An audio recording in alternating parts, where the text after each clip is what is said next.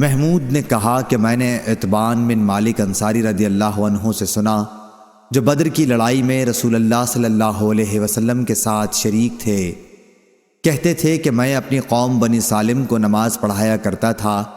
میرے گھر اور قوم کی مسجد کے بیچ میں ایک نالا تھا، اور جب بارش ہوتی تو اسے پار کر کے مسجد تک پہنچنا میرے لیے مشکل ہو جاتا تھا۔ چنانچہ میں رسول اللہ صلی اللہ علیہ وسلم کی خدمت میں حاضر ہوا اور آپ سے میں نے کہا کہ میری آنکھیں خراب ہو گئی ہیں، اور ایک نالا ہے جو میرے اور میری قوم کے درمیان پڑتا ہے، وہ بارش کے دنوں میں بہنے لگ جاتا ہے اور میرے لیے اس کا پار کرنا مشکل ہو جاتا ہے۔ میری یہ خواہش ہے کہ آپ تشریف لا کر میرے گھر کسی جگہ نماز پڑھ دیں تاکہ میں اسے اپنے لیے نماز پڑھنے کی جگہ مقرر کر لوں۔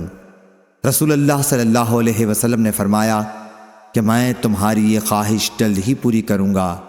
پھر دوسرے ہی دن آپ صلی اللہ علیہ وسلم حضرت ابو بکر رضی اللہ عنہ کو ساتھ لے کر صبح تشریف لے آئے، اور آپ صلی اللہ علیہ وسلم نے اجازت چاہی اور میں نے اجازت دے دی۔ آپ صلی اللہ علیہ وسلم تشریف لا کر بیٹھے بھی نہیں، بلکہ پوچھا کہ تم اپنے گھر میں کس جگہ میرے لیے نماز پڑھنا پسند کرو گے؟ میں جس جگہ کو نماز پڑھنے کے لیے پسند کر چکا تھا اس کی طرف میں نے اشارہ کر دیا۔ رسول اللہ صلی اللہ علیہ وسلم نے وہاں کھڑے ہو کر تکبیر تحریمہ کہی اور ہم سب نے آپ کے پیچھے صف باندھ لی۔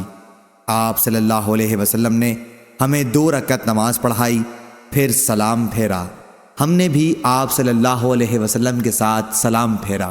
میں نے حلیم کھانے کے لیے آپ صلی اللہ علیہ وسلم کو روک لیا جو تیار ہو رہا تھا۔ محلے والوں نے جو سنا کہ رسول اللہ صلی اللہ علیہ وسلم میرے گھر تشریف فرما ہیں تو لوگ جلدی جلدی جمع ہونا شروع ہو گئے اور گھر میں ایک خاصا مجمع ہو گیا۔ ان میں سے ایک شخص بولا، مالک کو کیا ہو گیا ہے؟ یہاں دکھائی نہیں دیتا۔ اس پر دوسرا بولا، وہ تو منافق ہے، اسے خدا اور رسول سے محبت نہیں۔ رسول اللہ صلی اللہ علیہ وسلم نے اس پر فرمایا، ایسا مت کہو، دیکھتے نہیں کہ وہ لا الہ الا اللہ پڑھتا ہے اور اس سے اس کا مقصد اللہ تعالیٰ کی خوشنودی ہے۔ تب وہ کہنے لگا کہ اصل حال تو اللہ اور رسول ہی کو معلوم ہے، لیکن واللہ ہم تو ان کی بات چیت اور میل جول ظاہر میں منافقوں ہی سے دیکھتے ہیں۔ رسول اللہ صلی اللہ علیہ وسلم نے فرمایا، اللہ تعالیٰ نے ہر اس آدمی پر دوزخ حرام کر دی ہے جس نے لا الہ الا اللہ خدا کی رضا اور خوشنودی کے لیے کہہ لیا۔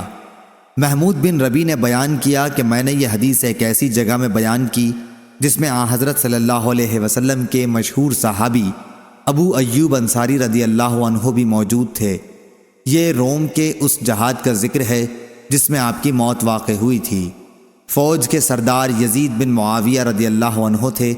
ابو ایوب رضی اللہ عنہ نے اس حدیث سے انکار کیا اور فرمایا کہ خدا کی قسم میں نہیں سمجھتا کہ رسول اللہ صلی اللہ علیہ وسلم نے ایسی بات کبھی بھی کہی ہو۔ آپ کی یہ گفتگو مجھ کو بہت ناگوار گزری اور میں نے اللہ تعالیٰ کی منت مانی کہ اگر میں اس جہاد سے سلامتی کے ساتھ لوٹا تو واپسی پر اس حدیث کے بارے میں عتبان بن مالک رضی اللہ عنہ سے ضرور پوچھوں گا۔ اگر میں نے انہیں ان کی قوم کی مسجد میں زندہ پایا۔ آخر میں جہاد سے واپس ہوا۔ پہلے تو میں نے حج اور عمرے کا احرام باندھا، پھر جب مدینہ واپسی ہوئی تو میں قبیلہ بنو سالم میں آیا۔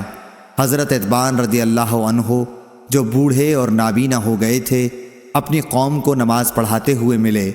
سلام پھیرنے کے بعد میں نے حاضر ہو کر آپ کو سلام کیا اور بتلایا کہ میں فلاں ہوں۔ پھر میں نے اس حدیث کے متعلق دریافت کیا تو آپ نے مجھ سے اس مرتبہ بھی اس طرح یہ حدیث بیان کی جس طرح پہلے بیان کی تھی۔ صحیح بخاری حدیث نمبر 1186۔